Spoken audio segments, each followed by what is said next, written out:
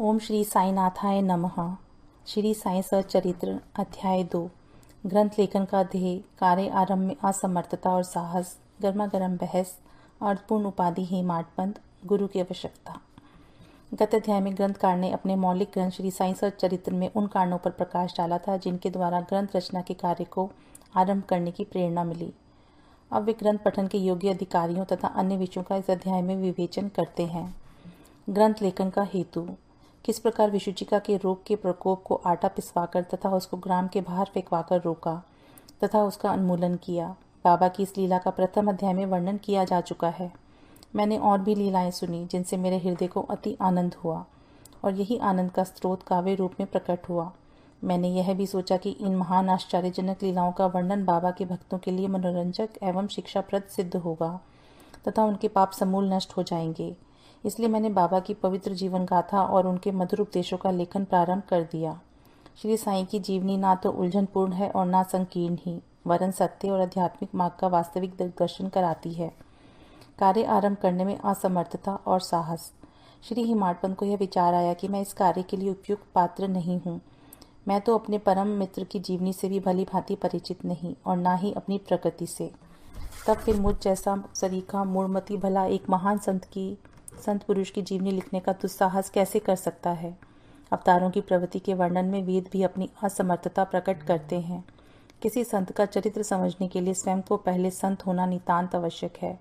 फिर मैं तो उनका गुणगान करने के सर्वथा अयोग्य ही हूँ। संत की जीवनी लिखने में एक महान साहस की आवश्यकता है और कहीं ऐसा ना हो कि चार लोगों के समक्ष हास्य का पात्र बनना पड़े। इसलिए श्री साईं बाबा की कृपा प्राप्त करने के लिए मैं ईश्वर से प्रार्थना करने लगा। महाराष्ट्र के संत श्री श्री ज्ञानेश्वर महाराज का कथन है कि संत चरित्र के रचयिता से परमात्मा अति प्रसन्न होता है। तुलसीदास जी ने भी कहा है कि साधु चरित शुभ सरिस कपासु, निरस विशद गुणमय फल जासु, जो सही दुख पर क्षेत्र दुरावा, वंदनीय जेहि जग जस पावा। भक्तों को भी संतों की सेवा करने की इच्छा बनी रहती है। संतों की कार्य पूर्ण करा लेने की प्रणाली भी विचित्र है। यथार्थ प्रेरणा तो संत ही किया करते हैं। भक्त तो निमित्त मात्र या कहिए कि कार्य पूर्ति के लिए एक यंत्र मात्र है। उदाहरणार्थ शंख संख्या 1700 में कवि महीपति को संत चरित्र लिखने की प्रेरणा हुई। ईश्वर ने संतों में अंतः प्रेरणा पैदा की और कार्य पूर्ण हो गया। इस प्रकार शक संवत 1800 में श्री दासगणों की सेवा स्वीकार हुई। महीपति ने 4 काव्य रचे, भक्त विजय, संत विजय, भक्त लीला अमृत और संत लीला अमृत, और दासगणों ने केवल 2, भक्त लीला अमृत और संत कथा अमृत, जिसमें आधुनिक संतों के चरित्रों का वर्णन है। भक्त लीला अमृत के अध्याय 31, 32 और 33 तथा संत कथा अमृत के 57वें अध्याय में श्री साईं बाबा की मधुर जीवनी और अमूल्य उपदेशों का वर्णन सुंदर एवं रोचक ढंग से किया गया है। इनका उदाहरण श्री साईं लीला पत्रिका के अंक 11, 12 और 17 में दिया गया है। पाठकों से इनके पठन का अनुरोध है।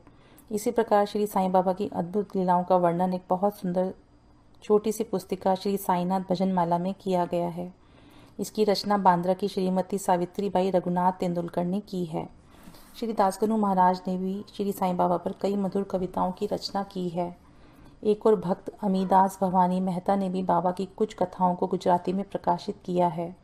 साईं प्रभा नामक पत्रिका में कुछ लीलाएं शिरडी के दक्षिण भिक्षा संस्थान द्वारा प्रकाशित की गई हैं।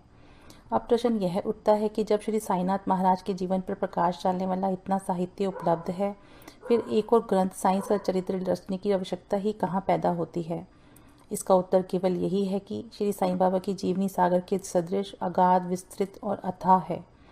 यदि उसमें गहरे गोते लगाए जाएं तो ज्ञान एवं भक्ति रूपी अमूल्य रत्नों की सहज ही प्राप्ति हो सकती है, जिनमें मुमुक्षुओं को बहुत लाभ होगा। श्री साईं बाबा की जीवनी, उनके दृष्टांत एवं उपदेश महान आश्चर्य से परिपूर्ण है। दुख और दुर्भाग्यग्रस्त मानवों को इनसे शांति और सुख प्राप्त होगा तथा लोक व परलोक में श्रेयस की प्राप्ति होगी।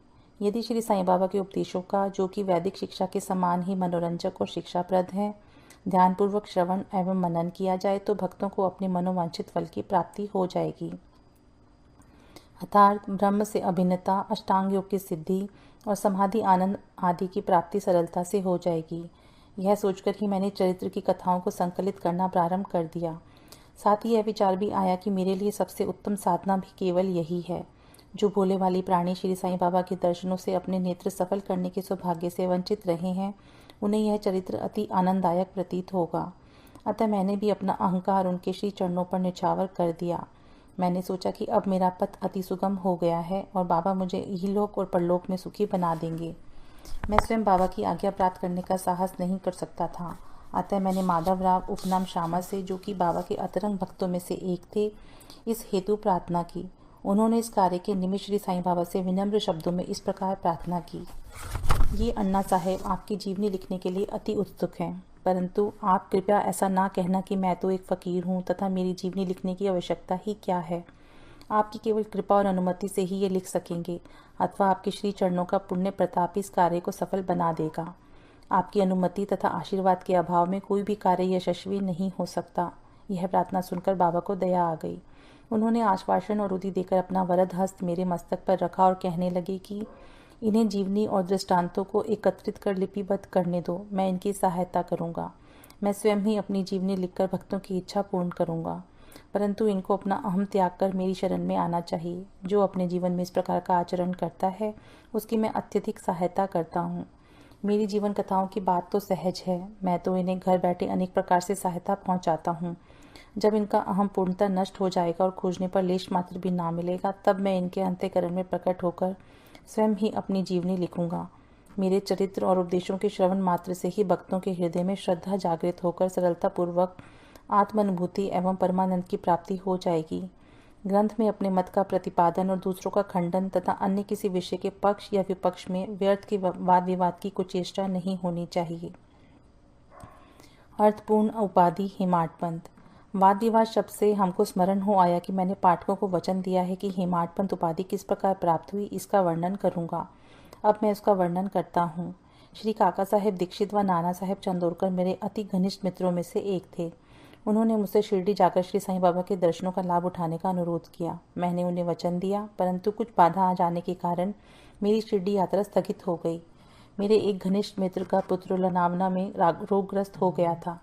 उन्होंने सभी संभव आदि भौतिक और आध्यात्मिक उपचार किए, परंतु सभी प्रयत्न निष्फल हुए और ज्वर किसी भी प्रकार कम ना हुआ। अंत में उन्होंने अपने गुरुदेव को उसके सिरहाने बिठलाया, परंतु परिणाम पूर्वत ही हुआ। यह घटना देखकर मुझे विचार आया कि जब गुरु एक बालक के प्राणों की रक्षा करने में भी असमर्थ है, तब उनकी उपयोगिता ही क्या है, और जब उनमें कोई सामर्थ्य ही नहीं, तब फिर शिरडी जाने से क्या प्रयोजन।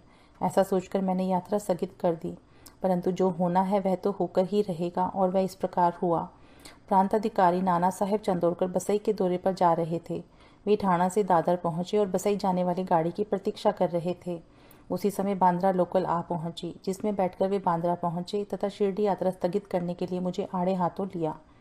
नाना साहेब का तर्क मुझे उचित व सुखदायी प्रतीत हुआ और इसके फलस्वरूप मैंने उसी रात्रि शिरडी जाने का निश्चय किया और सामान बांधकर शिरडी को प्रस्थान कर दिया। मैंने सीधे दादर जाकर वहां से मनमाड़ की गाड़ी पकड़ने का कार्यक्रम बनाया। इस निश्चय के अनुसार मैंने दादर जाने वाली गाड़ी के डब्बे में प्रवेश किया।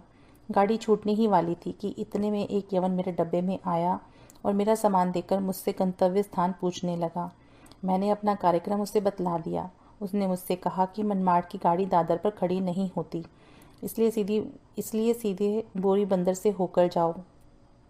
यदि यह एक साधारण सी घटना घटित ना हुई होती तो मैं अपने कार्यक्रम के अनुसार दूसरे दिन शिरडी ना पहुंच सकने के कारण अनेक प्रकार की शंका कुशंकाओं से घिर जाता, परंतु ऐसा घटना ना था। भाग्य ने साथ दिया और दूसरे दिन 9-10 बजे के पूर्व ही मैं शिरडी पहुंच गया। यह सन 1910 की बात है, जब प्रवासी भक्तों के ठहरने के लिए साठेवाड़ा एकमात्र स्थान था। तांगे से उतरने पर मैं साईं बाबा के दर्शन के लिए बड़ा लायलित था। उसी समय भक्त प्रवर ने श्री तात्या साहेब नूलकर मस्जिद से लौटे ही थे। उन्होंने बतलाया कि इस समय श्री साईं बाबा मस्जिद के मोड़ पर ही हैं। अभी केवल उनका प्रारंभिक दर्शन ही कर लो और फिर स्नान आदि से निवृत्त होने के पश्चात सुविधा से भेंट करने जाना।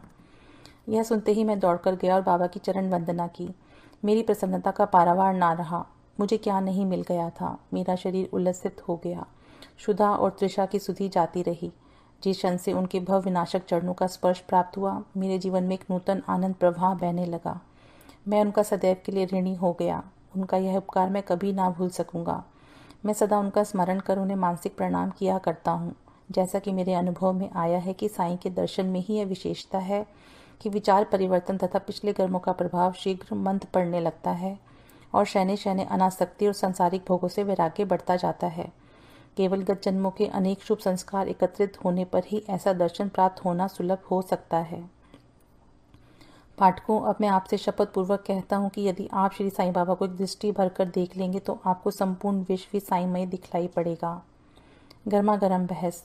शिरडी पहुंचने के प्रथम दिन ही बाला साहेब तथा मेरे बीच गुरु की आवश्यकता पर वाद विवाद छिड़ गया। मेरा मत था कि स्वतंत्रता त्याग कर पराधीन क्यों होना, जब कर्म करना ही पड़ता है तब गुरु की आवश्यकता ही कहाँ रही। प्रत्येक को पूर्ण प्रयत्न कर स्वयं को आगे बढ़ाना चाहिए। गुरु शिष्य के लिए करता ही क्या है, वह तो सुख से निद्रा का आनंद लेता है। इस प्रकार मैंने स्वतंत्रता का पक्ष लिया और बाला साहेब ने प्रारंभ का। उन्होंने कहा कि जो विधि लिखित है वह घटित होकर ही रहेगा। इसमें उच्च कोटि के महापुरुष भी असफल हो गए हैं। कहावत है, मेरे मन कछु और, विधाता के कछु और। फिर परामर्श युक्त शब्दों में बोले, भाई साहब, यह निर्विद्यता छोड़ दो, यह अहंकार तुम्हारी कुछ भी सहायता ना कर सकेगा। इस प्रकार दोनों पक्षों के खंडन मंडन में लगभग 1 घंटा व्यतीत हो गया। सदैव की भांति कोई निष्कर्ष ना निकल सका, इसलिए तंग और विवश होकर विवाद स्थगित करना पड़ा। इसका परिणाम यह हुआ कि मेरी मानसिक शांति भंग हो गई तथा मुझे अनुभव हुआ कि जब तक घोर दैहिक बुद्धि और अहंकार ना हो तब तक विवाद संभव नहीं। वस्तुतः यह अहंकार ही विवाद की जड़ है। जब अन्य लोगों के साथ मैं मस्जिद गया तब बाबा ने काका साहब को संबोधित कर प्रश्न किया कि 12:30 में क्या चल रहा था, किस विषय में विवाद था। फिर मेरी ओर दृष्टिपात करके बोले कि इन हेमाड पंथ ने क्या कहा। यह शब्द सुनकर मुझे अधिक अचंभा हुआ। साठेवाड़ा और मस्जिद में पर्याप्त अंतर था। सर्वज्ञ या अंतर्यामी हुए बिना बाबा को विवाद का ज्ञान कैसे हो सकता था। मैं सोचने लगा कि बाबा हेमाड पंथ के नाम से मुझे क्यों संबोधित करते हैं। यह शब्द तो हेमाद्री पंथ का अपभ्रंश है। हेमाद्री पंथ देवगिरी के यादव राजवंशी महाराजा महादेव और रामदेव के विख्यात मंत्री थे। वे उच्च कोटि के विद्वान, उत्तम प्रकृति और चतुर्वर्ग चिंतामणि, जिसमें आध्यात्मिक विषयों का विवेचन है, और राज प्रशस्ति जैसे उत्तम काव्यों के रचयिता थे। उन्होंने ही हिसाब किताब रखने की नवीन प्रणाली का आविष्कार किया था और वही बहीखाते की पद्धति को जन्म दिया था। और कहाँ मैं इसके विपरीत एक अज्ञानी, मूर्ख और मंदमती हूँ। अतः मेरी समझ में यह ना आ सका कि मुझे इस विशेष उपाधि से विभूषित करने का क्या तात्पर्य है। गहन विचार करने पर मैं इस निष्कर्ष पर पहुंचा कि कहीं मेरे अहंकार को चूर्ण करने के लिए ही तो बाबा ने इस अस्त्र का प्रयोग नहीं किया है, ताकि मैं भविष्य में सदैव के लिए निरअभिमानी एवं विनम्र हो जाऊं। अथवा कहीं यह मेरे वाक चातुर्य के उपलक्ष्य में मेरी प्रशंसा तो नहीं है। भविष्य पर दृष्टिपात करने से प्रतीत होता है कि बाबा के द्वारा हेमाड पंथ की उपाधि से विभूषित करना कितना अर्थपूर्ण और भविष्य गोचर था।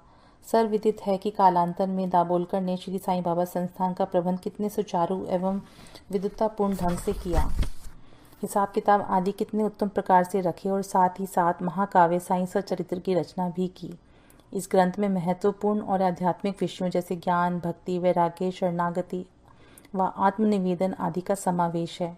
गुरु की आवश्यकता, इस विषय में बाबा ने क्या उद्गार प्रकट किए, इस पर हेमाड पंथ द्वारा लिखित कोई लेख या स्मृति पत्र प्राप्त नहीं है, परंतु काका साहेब दीक्षित ने इस विषय पर उनके लेख प्रकाशित किए हैं। बाबा से भेंट करने के दूसरे दिन हेमाड पंथ और काका साहेब ने मस्जिद में जाकर घर लौटने की अनुमति मांगी। बाबा ने स्वीकृति दे दी। किसी ने प्रश्न किया, बाबा कहाँ जाएं? उत्तर मिला, ऊपर जाओ। प्रश्न, मार्ग कैसा है? बाबा, अनेक पंथ हैं, यहाँ से भी एक मार्ग है, परंतु यह मार्ग दुर्गम है तथा सिंह और भेड़िए भी मिलते हैं। काका साहेब, यदि पथ प्रदर्शक भी साथ हो तो? बाबा, तब कोई कष्ट ना होगा। पथ प्रदर्शक तुम्हारी सिंह, भेड़िए और खंदकों से रक्षा कर तुम्हें सीधे निर्दिष्ट स्थान पर पहुंचा देगा, परंतु उसके अभाव में जंगल में मार्ग भूलने या गड्ढे में गिर जाने की संभावना है। दाभोलकर भी उपयुक्त प्रसंग के अवसर पर वहां उपस्थित थे। उन्होंने सोचा कि जो कुछ बाबा कह रहे हैं वह गुरु की आवश्यकता क्यों है, इस प्रश्न का उत्तर है। साईं लीला भाग 1 संख्या 5 व पृष्ठ 47 के अनुसार उन्होंने सदा के लिए मन में यह गांठ बांध ली कि अब कभी इस विषय पर वाद विवाद नहीं करेंगे कि स्वतंत्र या परतंत्र व्यक्ति आध्यात्मिक विषयों के लिए कैसे सिद्ध होगा। प्रत्युत इसके विपरीत यथार्थ में परमार्थ लाभ केवल गुरु के उपदेश पालन में ही निहित है। इन उद्देश्यों का वर्णन मूल काव्य ग्रंथ के इसी अध्याय में किया गया है, जिसमें लिखा है कि राम और कृष्ण महान अवतारी होते हुए भी आत्मानुभूति के लिए राम को अपने गुरु वशिष्ठ और कृष्ण को अपने गुरु संदीपनी की शरण में जाना पड़ा था। इस मार्ग में उन्नति प्राप्त करने के लिए केवल श्रद्धा और धैर्य, ये ही 2 गुण सहायक हैं। श्री सद्गुरु साईनाथ अर्पणमस्तु। शुभम भवतु। ओम साई राम।